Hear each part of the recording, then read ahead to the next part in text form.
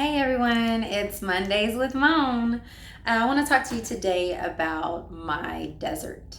I spoke a little bit about this with Winnie on our live post, but I want to go a little further into it and explain to you how I made it to my land of milk and honey.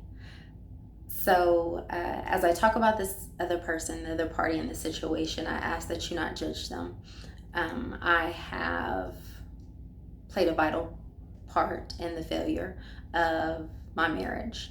Um, so I was married for about 5.5 years when my husband and I decided that we were going to have a child for whatever reason. At about 5 months pregnant, my husband decided that he no longer wanted to try to make our marriage work. I didn't know what I was going to do. And so after I had her, at about when she was about 2 months, I decided that I had to go back home. That's where I had help with my children. Everything in me despised the place that I was from. It was my desert because the friends that I used to have there were not conducive to my bettering my situation.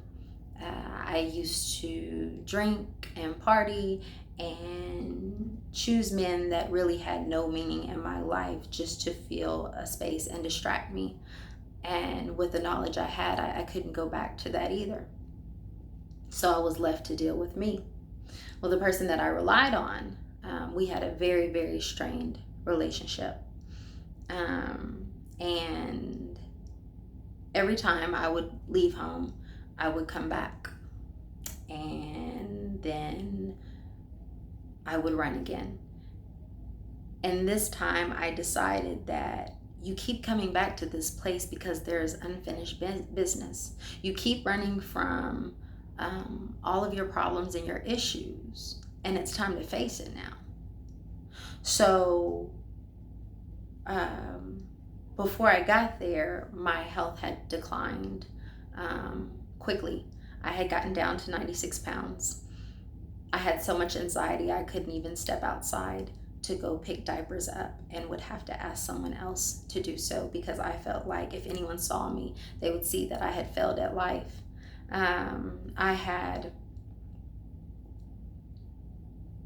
I had no clue how I was going to get back on my feet.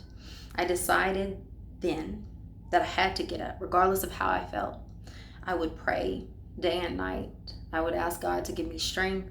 I started working at a daycare. I quit my career in as an aviation mechanic in civil service. I decided to go back to school.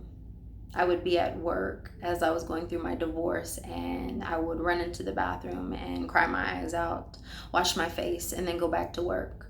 I would go out in public, and even though every time I saw a couple, I would feel like, why can't I have that love? Why doesn't anyone love me that way? That I was all alone. But I would keep going. I would take myself to the movies. I would take myself out to eat, and eventually it became something I enjoyed. I would have to sit in that space. That was very painful because the only thing I really knew how to deal with was anger. And I had to get a counselor because I needed some type of guidance through all of this chaos in my life. And so there were many other things that I had to do that were not comfortable for me. But as I did those things, I realized that the more I started loving myself and doing for myself, the more I made friends with people that were nurturing and loving, that provided me with healthy relationships. And that pain that I felt, it wasn't there to continuously remind me of why not to get in a relationship again or why not to trust anyone. It was there like any other pain, to show me that there was a problem, that I needed to look at myself and I needed to find where all of that started. And I needed to do something about it. That pain was there to alert me and say, this is not good.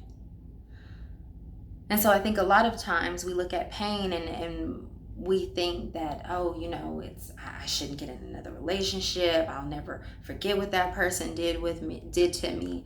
And yes, sometimes it helps you make different decisions. But it's also telling you, come, we need some healing. And so once you create that space and you've made this beautiful land of milk and honey, which I'm not saying that you still won't have problems in life, that is life. But once you've created this space, don't be so selfish to say, I'm not going to do this again. I don't want this person here. I don't want to get close to anyone, because I promise you, you're not going to let anyone in that's going to destroy this again.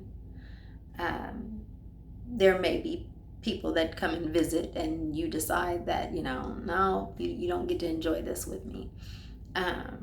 But for the ones that can appreciate it and bask in the sun with you in this space, allow them to.